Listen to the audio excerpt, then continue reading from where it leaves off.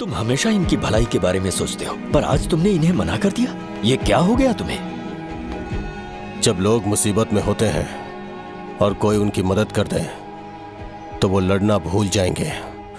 हर बार जब वो मुसीबत में फंसेंगे तो हमेशा हाथ फैलाएंगे। अगर एक ही इंसान के भरोसे बैठे रहेंगे तो वो कमजोर हो जाएंगे। प्रॉब्लम आने पे उन्हें खुद ही फेस करना होगा। किसी और के भरोसे बैठना ठीक नहीं। इस एक नाम ने मेरी जिंदगी खराब कर दी है। कौन है ये रंगा रेड्डी? एक खून जो 25 साल पहले हुआ था। तुम्हें इसके बारे में जानना है तो गांव के बाहर हाईवे के पास सोडा शॉप वाले शिवा के पास जाओ, वही मदद कर सकता है। चल चलते हैं।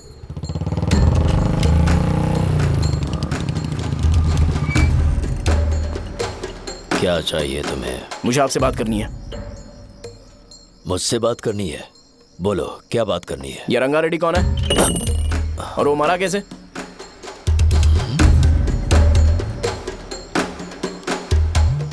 तू विश्वम मेडिकल शॉप वाले का बेटा है ना? हाँ मैं ही हूँ। अब बताइए कैसे मरा वो? इतने सालों के बाद क्यों जानना है? वो तो मर चुका है। वो मर तो गया है, पर उसकी वजह से मेरी जिंदगी पर असर पड़ा है। बोलिए सर, आखिर वो मरा कैसे?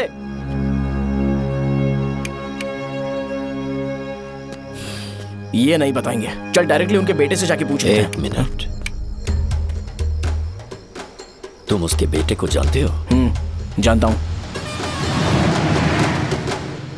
बोलिए ना, कौन है वो? बताइए ना। मैं उसके बारे में बताऊंगा, पर वादा करो कि तुम उसके लिए गंदे शब्दों का इस्तेमाल नहीं करोगे। अगर इंसान अपने लिए ही सोचता है तो वो बस एक आम जिंदगी जीता है, पर अगर कोई इंसान अपने आसपास, अपने समाज के बारे में हमेशा सोचता है तो वो रंगा रेड्डी जैसी जिंदगी जीता है। एक 6 फुट आदमी,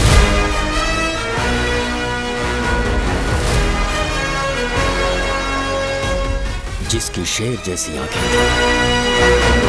वो एक ऐसा इंसान था जो गलत को गलत कहने से कभी नहीं डरा। उसके सामने चाहे जो हो, वो हमेशा लोगों की भलाई के लिए जिया। जब भी कोई परिवार तकलीफ में होता था, वो परिवार सबसे पहले रंगा रेड्डी के पास ही जाता था। लेकिन उस दिन नमस्ते साहब। वो लोग हमें गुर्रम सेंटर खाली करने के लिए बोल रहे हैं। तो इस बारे में तुम मुझे क्यों बता रहे हो? इन फालतू बातों से मेरा क्या लेना देना? आप लोगों को इस बारे में कोर्ट जाना चाहिए। आप तो हमारी आवाज हो सर। नहीं, मैं नहीं कर सकता। मुझसे उम्मीद मत रखो। तुम लोग जा सकते हो। भैया, वो शॉप हमारी रोजी रोटी है भैया। इतनी दूर हम इन पर भरोसा रख कर आए थे। अब कोर्ट में जाकर क्या कहें? इनके बारे में नहीं पता है। फालतू में हम लोग इनके पास आ गए। रंगा, तुम हमेशा इनकी भलाई के बारे में सोचते हो, पर आज तुमने इन्हें मना कर दिया। ये क्या हो गया तुम्हें? जब लोग मुसीबत में होते हैं और कोई उनकी मदद कर दे तो वो लड़ना भूल जाएंगे। हर बार जब वो मुसीबत में फंसेंगे तो हमेशा हाथ फैलाएंगे। अगर एक ही इंसान के भरोसे बैठे रहेंगे तो वो कमजोर हो जाएंगे। प्रॉब्लम आने पे उन्हें खुद ही फेस करना होगा। किसी और के भरोसे बैठना ठीक नहीं। चलो चलते हैं। पर कहाँ? मिलने से मिल के आते हैं। चलो। बस 20 दिन ही लगेंगे दुकान खाली कराने के लिए। बस थोड़ा सा बोलना पड़ेगा। 1 लाख रुपए एक दुकान के लिए सही है। आप तब तक पैसे अरेंज करो। अरे कौन है?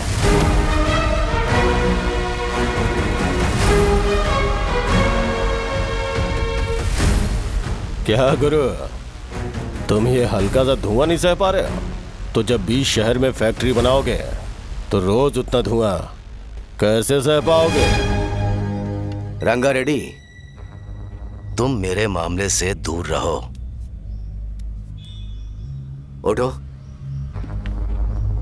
अगर तुम्हें चाहिए तो ZP चेयरमैन की कुर्सी ले लो।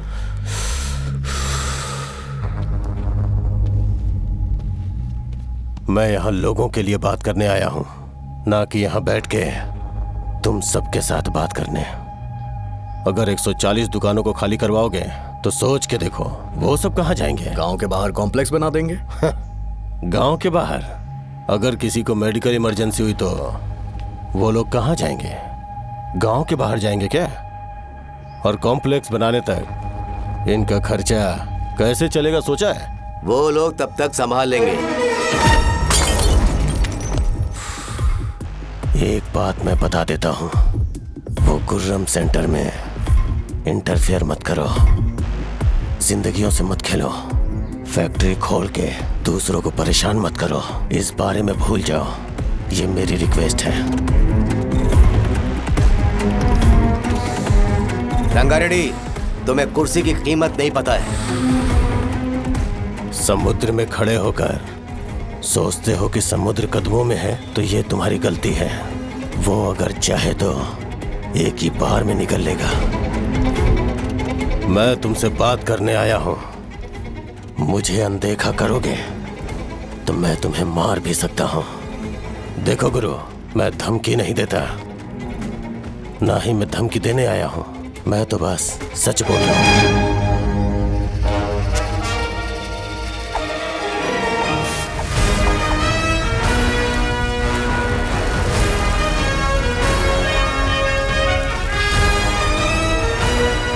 भैया वो सारे लोग कोर्ट गए हुए हैं।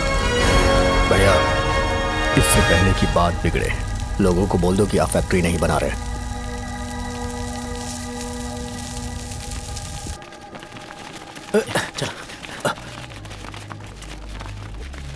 नमस्ते साहब।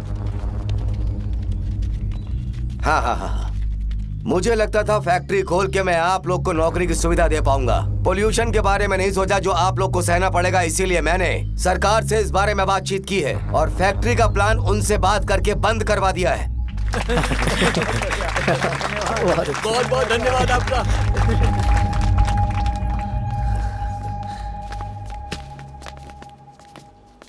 वो मुझे कमीशन में 25 करोड़ दे रहे हैं। अगले इलेक्शन के लिए इतना काफी है। वो जब तक इस गांव में रहेगा मुझे ऐसे ही परेशान करता रहेगा। अगर लोगों को उसके कर्मों के बारे में पता चल गया तो उसे कोई नहीं रोक पाएगा। हमें कैसे भी करके इसे रोकना होगा। ठीक है भैया। उसे निपटाने के बाद अपनी मूंछ ऊपर कर लेना। अगर मुझे लगा कि तुम्हारे अंदर घमंड दिख रहा है तो मैं वो तोड़ दूंगा। नमस्ते साहब। हाँ हम देवी माँ की बलि चढ़ाने वाले हैं तो आपको उसमें आना होगा। हाँ, जरूर आऊंगा। चलते हैं चलते हैं। नमस्ते। चल चल चल। Happy birthday to you. Happy birthday to you. देख तो पापा तेरे लिए क्या गिफ्ट लाए हैं। देख। साइकिल। अरे सुनो, इसे कल चला लेना।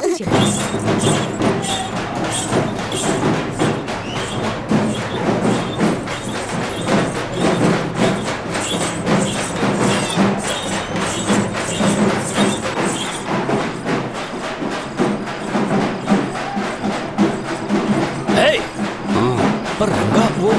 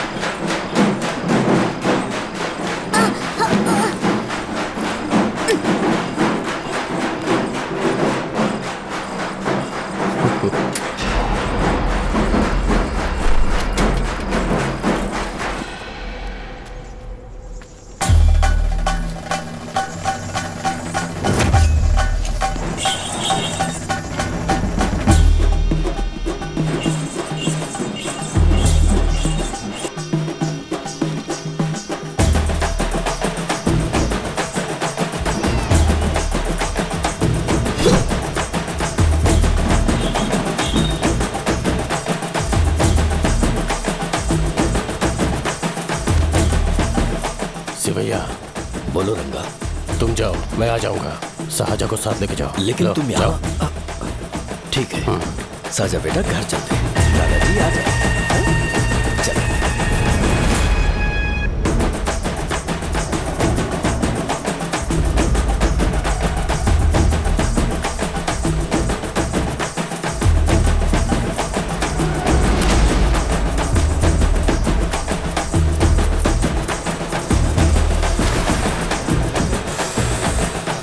संकोच मत करो, आ जाओ।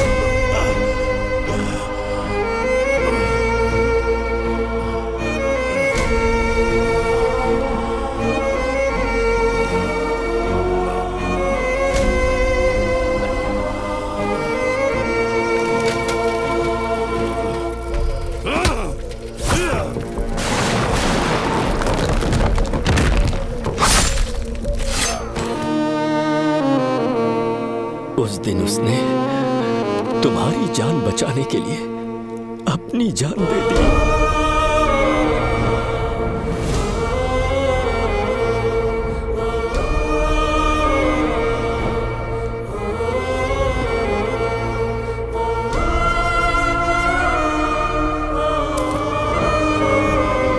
ये सारे लोग, एक आदमी जो इनकी भलाई के बारे में हमेशा सोचता था, जब वो मर गया तो उसकी सारी अच्छाइयों को इन्होंने भुला दिया। अगर उसका नाम इन्हें याद है तो ये कि रंगाबली की मौत कैसे हुई। वो हमारे अच्छे काम को भूल जाएंगे और बेटा हमारे बारे में जो मन में आएगा बोलने लगेंगे। यही समाज का नेचर है। इन लोगों ने उसे एमएलए बना दिया जिसने रंगा रेड्डी को मारा था, और अभी तो उसका बेटा भी एमएलए बन गया है। ये सारे लोग जो उसकी कुर्बानी की वजह से जिंदा है, उन्हें भी उसकी सच्चाई के बारे में नहीं पता।